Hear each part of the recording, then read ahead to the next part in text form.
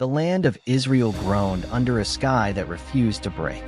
For years, the sun burned without mercy, turning fertile fields into cracked wastelands, fig trees into skeletons, and streams into dusty scars in the earth. The drought was not just physical, it was spiritual. Homes echoed with hunger.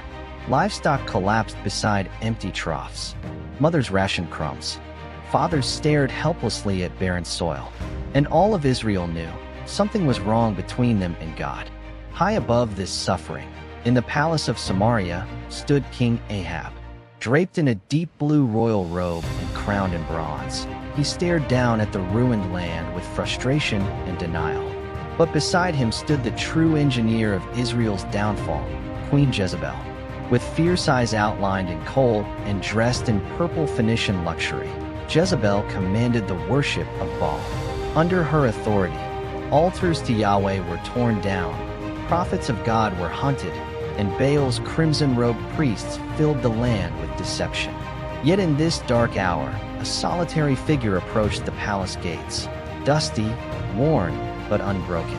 Elijah the Tishbite, a man clothed not in silk, but in a rough camel hair mantle. A man whose weathered face carried the certainty of heaven. A man unafraid to stand alone. He appeared before the king and delivered God's judgment, and the sky shut. Now, after years of silence, Elijah returns with a challenge. Israel gathered on the high ridges of Mount Carmel, a rugged plateau overlooking the shimmering Mediterranean Sea. Thousands stood shoulder to shoulder, whispering, confused, desperate for answers. From the crowd, Elijah climbed onto a large boulder. Every eye turned toward him. "How long will you waver between two opinions?" he called out, his voice echoing across the cliffs. "If the Lord is God, follow him. But if Baal is God, follow him." The people were silent. Elijah pointed toward Baal's 450 prophets, all in crimson and black ceremonial robes, gold amulets shining in the sun. "I alone remain a prophet of the Lord," he continued. "But Baal's prophets are many. Let us put our faith to the test." 2 bulls were chosen, 2 altars were built, but neither would be lit. "The God who answers by fire," Elijah declared, raising his staff, "he is the true God." A murmur ran through the crowd. Even King Ahab leaned forward, intrigued. The challenge was set, a spiritual showdown before the entire nation. Morning light washed over Mount Carmel as Baal's prophets began their performance. They circled their ornate altar, carved with bull horns and decorated with bronze symbols. Their chants started slow, rhythmic, controlled, but soon spiraled into wild frenzy.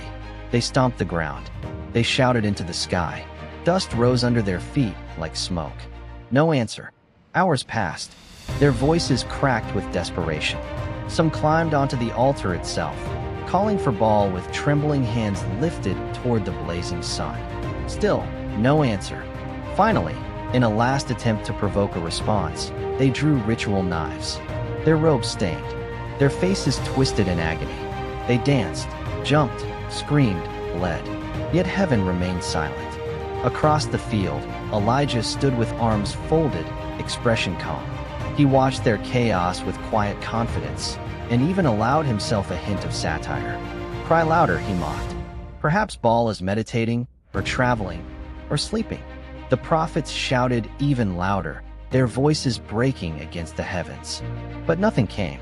As the sun reached its peak, Elijah stepped forward. "Enough," he said. The exhausted prophets of Baal collapsed to the ground, panting. Then Elijah approached the broken-down altar of the Lord. Slowly, deliberately, he rebuilt it stone by stone, 12 stones, one for each tribe of Israel. The atmosphere shifted. Even the wind seemed to hold its breath. When the altar stood complete, Elijah dug a trench around it. Then he ordered, "Fill 4 jars with water and pour it over the offering." The crowd gasped. Water was precious in a drought, but Elijah wanted no doubt about the power of God. Once, twice, a third time, water drenched the bull, soaked the wood, and filled the trench until it overflowed. Then Elijah knelt. His voice was steady, simple, without theatrics. "Lord, God of Abraham, Isaac, and Israel, Let it be known this day that you are God, and that I have done all these things at your command. Answer me, O Lord, so these people may know you are turning their hearts back to you." The mountain fell silent. Every head bowed, every breath paused, and then heaven responded. A roar exploded from the sky. A spiraling column of white-hot fire tore downward like a divine lightning storm. The flames struck the altar with unimaginable force, engulfing the sacrifice, the wood, the stones, the dust, even the water in the trench. Everything vaporized in an instant. The mountain glowed under the brilliance. People shielded their faces, some falling backward, others collapsing to their knees. The fire burned with a purity no earthly flame could match, a fire that left no trace of doubt.